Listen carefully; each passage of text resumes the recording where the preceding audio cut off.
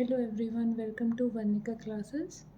अभी तक हमने ये पढ़ा था कि जो हमारी 9th क्लास में इक्वेशन ऑफ मोशन थी उनके डेरिवेशन पढ़े थे बेटा। वो डेरिवेशन कैसे आए थे फिर से रिवाइज करा देती हूँ।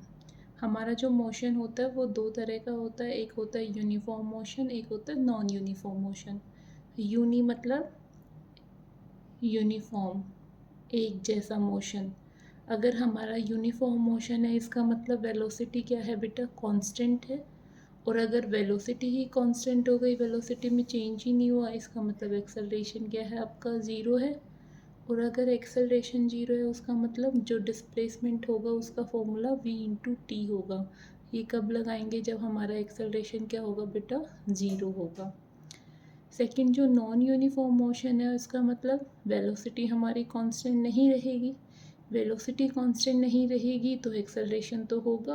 अब इसमें भी दो केस होंगे, हो सकता है आपका एक्सेलरेशन कांस्टेंट हो या हो सकता है आपका जो एक्सेलरेशन है वो वेरिएबल हो। अगर आपका एक्सेलरेशन है वो कांस्टेंट होगा तो आप कौन सी इक्वेशन ऑफ मोशन लगाओगे बेटा, थ्री इक्वेशन ऑफ मोशन जो हमने पढ़ी थी। First one is u v is equal to u plus 80, second one s is equal to ut plus half 80 square, and third one is equal to v square minus u square is equal to 2as। जब हम 9th class में पढ़ते हैं तो हमें इतना कुछ नहीं बताया जाता क्योंकि हम छोटे होते हैं, तो वो जो हमारे सिलेबस में है वो वैसे ही बता देते हैं कि ये सिलेबस में है, ये आपको पढ़ना है और ये इसका डेरिवेशन है। बट जब हम 11th क्लास में आएंगे तो हमें पता चलेगा कि ये और सिर्फ जो थ्री इक्वेशन हमने पढ़ी है बेटा, ये कब कब वैलिड है, जब हमारा एक्सेलरेशन क्या होगा, कांस्टेंट होगा। लेकिन कभी भी आप अपने सराउंडिंग में देखोगे ऐसे केस बहुत कम मिलते हैं जहाँ पे एक्सेलरेशन क्या होता है, रियल लाइफ एग्जाम्पल में, जहाँ पे एक्सेलरेशन क्या होगा, कांस्टेंट होगा। ठीक है। अगर हमारा एक्सेलरेशन क्या हो बेटा, वेरिएबल हो, वेरिएबल मतलब वो टाइम का फंक्शन हो, तो हम किसका यूज़ करेंगे, कैलकुलेशन मेथड का, कैलकुलस का यूज़ करेंगे। ठीक है ना। अब बात आती है, तो जब हमारा एक्सेलरेशन क्या होगा, वेरिएबल होगा, तो हम कैलकुलस का यूज़ करेंगे। अब इसमें भी दो चीज़ें आएंगी। अगर आपसे एक इंटरवल पे पूछ लिया जाता है डिस्प्लेसमेंट बताओ इतने से इतने टाइम में, तो आप क्या लगाओगे, अलग फॉर्मूला यूज़ करोगे। लेकिन पर्टिकुलर आपसे ये पूछ लिया पर्टिकुलर कि 20 सेकंड पे डिस्प्लेसमेंट बताओ, तो आप एक अलग फॉर्मूला यूज़ करोगे। थ्री इक्वेशन ऑफ मोशन में जो सेकंड इक्वेशन ऑफ मोशन है S is equal to U T plus half 80 square, वो एक इंटरवल गिवन होता है तब यूज़ करोगे वो डिस्प्लेसमेंट। लेकिन एक पर्टिकुलर टाइम पे पूछ ले कि 20 सेकंड पे बताओ, 19 सेकंड पे बताओ, 18 सेकंड पे बताओ डिस्प्लेसमेंट क्या होगा, उस टाइम आप कौन सा फॉर्मूला यूज़ करोगे, ये फॉर्मूला यूज़ करोगे। क्लियर है ये दोनों चीज़ें। ये छोटी छोटी चीज़ें जो 9th क्लास में नहीं बताई, जो 9th क्लास में नहीं बताई गई है वो आपको ध्यान रखनी है। ठीक है। अभी हमारा जो नेक्स्ट टॉपिक है मोशन अंडर ग्रेविटी, वो स्टार्ट होता है। हमने ये चीज़ पढ़ी भी हुई है, फिर भी मैं एक बार रिवाइज कराती हूँ। ये काफ़ी इम्पॉर्टेंट भी है कि जो हमारा न्यूटन लॉ ऑफ ग्रेविटेशन है उसमें जो ग्रेविटेशनल फोर्स है वो किसके इक्वल होता है बेटा, G m1m2/r²। ठीक है। यहाँ पे क्या होगा बेटा, जो m है वो मास होगा ऑब्जेक्ट का, r क्या होगी आपकी रेडियस होगी, और g क्या होगा आपका ग्रेविटेशनल कांस्टेंट होगा।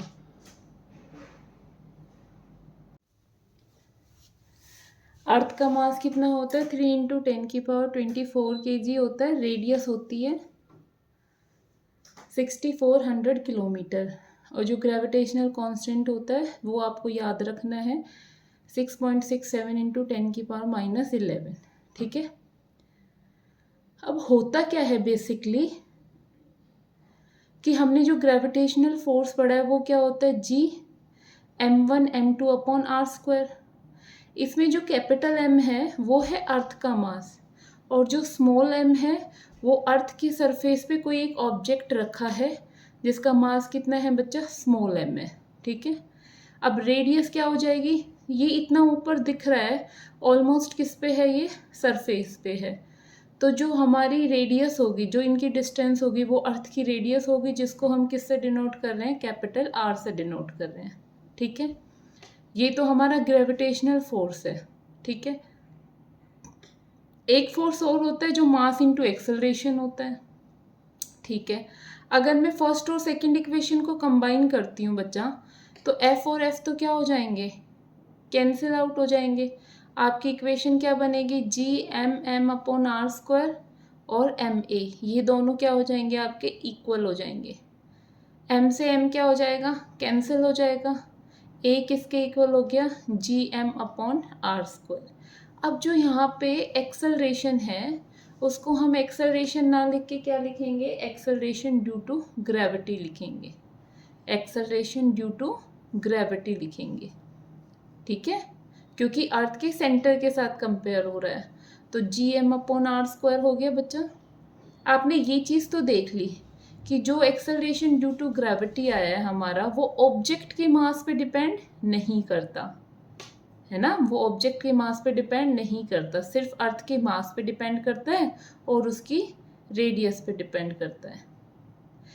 अब इसमें बात आती है कि अगर हम किसी भी ऑब्जेक्ट को ऊपर से गिराते हैं, अगर हमने दो ऑब्जेक्ट गिराए, एक हमने पेपर गिराया और एक हमने आयरन का कोई पीस गिराया, तो जनरली बच्चों के माइंड में ये रहता है कि जो भारी चीज़ होती है वो पहले आती है और पेपर है वो बाद में आता है, जो कि ऐसा रियल लाइफ में अगर हम करते हैं तो होता भी है। तो बच्चों के माइंड में क्या रहता है कि भाई जो, क्योंकि आयरन का पीस है ये थोड़ा भारी है तो ये जल्दी आएगा, और जो पेपर है वो थोड़ा हल्का है तो वो बाद में आएगा। तो जो मासेज है ना बेटा, मास पे डिपेंड करता है ग्रेविटी, लेकिन मास पे तो डिपेंड ही नहीं कर रहा, मास पे तो डिपेंड ही नहीं कर रहा।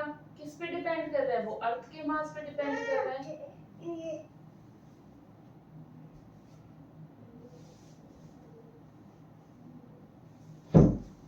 अर्थ के मास पे डिपेंड कर रहा है ना, ऑब्जेक्ट के मास पे तो डिपेंड ही नहीं कर रहा। तो फिर ऐसा क्या होता है कि वो दोनों अलग अलग पोजीशन पे गिरते हैं, अलग अलग टाइम के बाद गिरते हैं, वो किसकी वजह से बेटा, एयर रेजिस्टेंस की वजह से। अब इसका मीनिंग बताती हूँ, एयर रेजिस्टेंस क्या होता है। जब आप ऊपर से आयरन का पीस और पेपर गिराते हो, जब आप आयरन का पीस और एयर गिराते हो,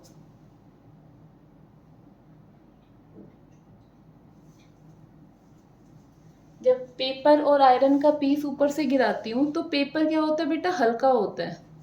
तो हवा में जो पार्टिकल होते हैं वो उसको क्या कर लेते हैं, उस पर अफेक्ट डाल के उसको रोक लेते हैं। तो वो एक बार ऐसे जाता है, फिर यूं जाता है, फिर यूं जाता है, फिर यूं जाता है। किस वजह से, क्योंकि जो एयर में पार्टिकल होते हैं वो उस पर इफेक्ट डालते हैं, इस वजह से उसको नीचे आने में, ग्राउंड पे आने में देरी हो जाती है। लेकिन आयरन का पीस थोड़ा हैवी होता है, तो एयर के जो पार्टिकल होते हैं, एयर रेजिस्टेंस उस पर इफेक्ट नहीं डाल पाते, तो वो क्या आ जाता है, जल्दी आ जाता है। यही रीज़न होता है, क्योंकि ये तो हमने फॉर्मूले से भी देख लिया कि ग्रेविटी का ऑब्जेक्ट के मास पे कोई अफेक्ट नहीं होता।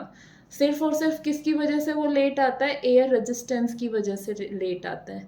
अगर हम एयर रेजिस्टेंस को इग्नोर कर दें तो फिर आप एक हैवी ऑब्जेक्ट डालना, एक लाइट ऑब्जेक्ट डालना। ठीक है, दोनों को जब आप ऊपर से गिरा के देखोगे, एयर रेजिस्टेंस को हटा दोगे, तो आप क्या देखोगे, आप ये देखोगे कि दोनों के दोनों ऑब्जेक्ट कैसे आ रहे हैं, एक साथ नीचे गिर रहे हैं। तो जब हमने कैलकुलेट किया, जी कांस्टेंट की वैल्यू रखी, अर्थ के मास की वैल्यू रखी और रेडियस की वैल्यू रखी, और हमने इन सबको कैलकुलेट किया, तो acceleration due to gravity that is small g की जो वैल्यू आई है वो कितनी आई है, 9.81 आई है। कुछ कुछ न्यूमेरिकल में इसको हम 10 के अराउंड भी ले लेते हैं, 10 मीटर पर सेकेंड स्क्वायर।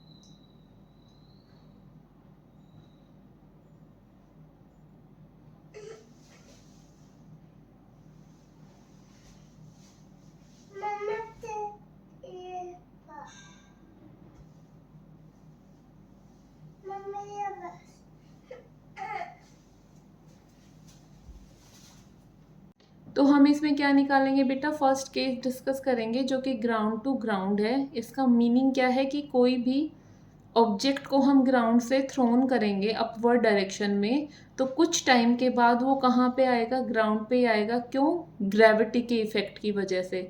तो जो हमने ऊपर थ्रोन किया है ना बेटा, तो उसकी इनिशियल वेलोसिटी तो क्या हो जाएगी, प्लस यू हो जाएगी। और फिर जो उसकी एक्सेलरेशन है, ग्राउंड पे तो मैक्सिमम होती है ग्रेविटी, ग्राउंड पे ग्रेविटी क्या होती है बेटा, मैक्सिमम होती है। तो जब हम उसको ऊपर थ्रो करेंगे ना, तो एक्सेलरेशन ड्यू टू ग्रेविटी क्या हो जाएगी, माइनस जी होगी। क्या होगी बेटा, वो माइनस जी होगी। चाहे ऊपर जा रही है चाहे नीचे आ रही है, वो क्या रहेगी, माइनस जी रहेगी। ठीक है।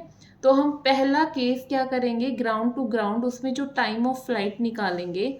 सबसे पहले टाइम ऑफ फ्लाइट होता क्या है, जब हम ऑब्जेक्ट को ऊपर फेंक रहे हैं, है ना, तो कुछ टाइम लग रहा है। फिर ऑब्जेक्ट नीचे भी आ रहा है तो उसमें भी कुछ टाइम लगता है। तो आने जाने का जो टाइम लगता है ना, उसी को क्या कहते हैं हम, आने जाने का जो बीच का टाइम होता है उसी को हम कहते हैं टाइम ऑफ फ्लाइट।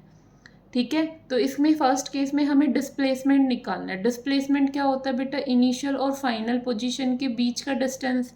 लेकिन जब हम किसी ऑब्जेक्ट को ऊपर फेंक रहे हैं तो इनिशियल भी यही हुआ, टेम्परेरी रेस्ट के बाद वो ग्रेविटी की इफेक्ट की वजह से ग्राउंड पे ही आना है, तो फाइनल पॉइंट भी यही हुआ उस ऑब्जेक्ट का।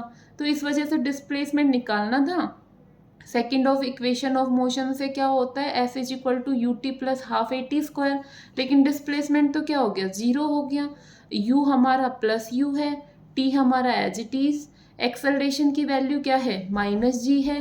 तो यहाँ पे ए की जगह हमने माइनस जी पुट कर दिया, और यहाँ पे as it is T square. T तो हमें फाइंड आउट करना है ना बेटा, तो हम क्या करेंगे, इस इक्वेशन में टी कॉमन ले लेंगे।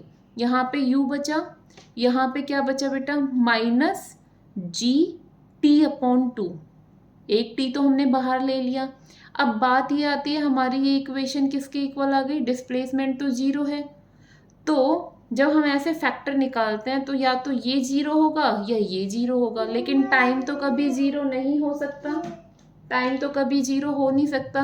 तो क्या जीरो होगा बेटा, u minus G T by two क्या हो जाएगा आपका, जीरो हो जाएगा।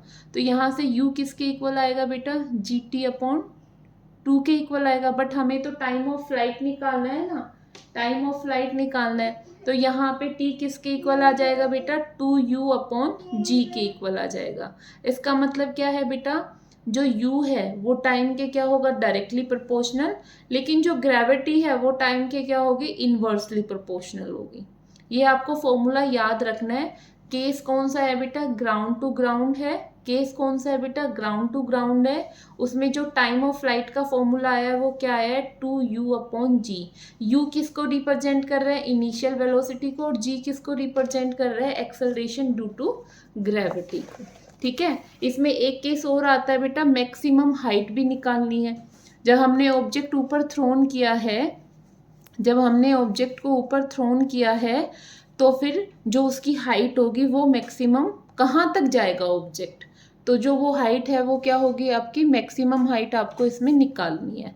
तो मैक्सिमम हाइट जब हम निकालेंगे, अभी हमने क्या किया बेटा, ऑब्जेक्ट चाहे आपका ऊपर जाए चाहे ऑब्जेक्ट आपका नीचे आए, जो जी की वैल्यू है वो क्या रहेगी बेटा, माइनस जी रहेगी। ठीक है। अब जहाँ तक वो मैक्सिमम पहुँच पा रहा है वही क्या हो जाएगी, उसकी मैक्सिमम हाइट हो जाएगी, जहाँ पे आपकी वेलोसिटी क्या हो जाए, जीरो हो जाए। टेम्परेरी रेस्ट तो वही होता है ना, उसके बाद तो ग्राउंड पे ही आनी है। तो आप कौन सी इक्वेशन ऑफ मोशन लगाओगे बेटा, third equation of motion, that is V square minus you square is equal to two A S. तो v तो क्या हो गई बेटा, यहाँ पे जीरो हो गई, u हमने एज इट इज रखनी है। टू एक्सेलरेशन, चाहे आप ऊपर थ्रो कर लो ऑब्जेक्ट को, चाहे ऊपर से वो नीचे आ रहा है, एक्सेलरेशन की वैल्यू माइनस जी रखोगे। और यहाँ पे डिस्प्लेसमेंट कितना है बेटा आपका, मैक्सिमम हाइट ड्राइव कर रहे हो ना, तो यहाँ पे एफ की जगह क्या लिखोगे, मैक्सिमम हाइट लिखोगे। तो इक्वेशन क्या बन गई बेटा, minus you square is equal to 2 into minus g और एच मैक्सिमम। एच मैक्सिमम आपको फाइंड आउट करना है बेटा, माइनस से माइनस क्या हो जाएगा, कैंसिल, तो यू स्क्वायर अपॉन 2g, ये क्या हो जाएगा आपका मैक्सिमम हाइट हो जाएगा। आपने इस फॉर्मूले में देखा मैक्सिमम हाइट में टाइम की रिक्वायरमेंट नहीं होती, फॉर्मूले में नहीं आता, ठीक है। तो आपको दोनों फॉर्मूले याद रखने बेटा। टाइम ऑफ फ्लाइट का फॉर्मूला क्या निकाला है आपने, टाइम ऑफ फ्लाइट का फॉर्मूला क्या निकाला है बच्चा, 2u अपॉन जी निकाला है ना। और मैक्सिमम हाइट का फॉर्मूला क्या निकाला है बेटा जी, यू स्क्वायर अपॉन 2g निकाला है। ये कौन सा केस है, मोशन अंडर ग्रेविटी का फर्स्ट केस है, जिसमें हम ग्राउंड टू ग्राउंड डिस्कस कर रहे हैं। Thank you so much.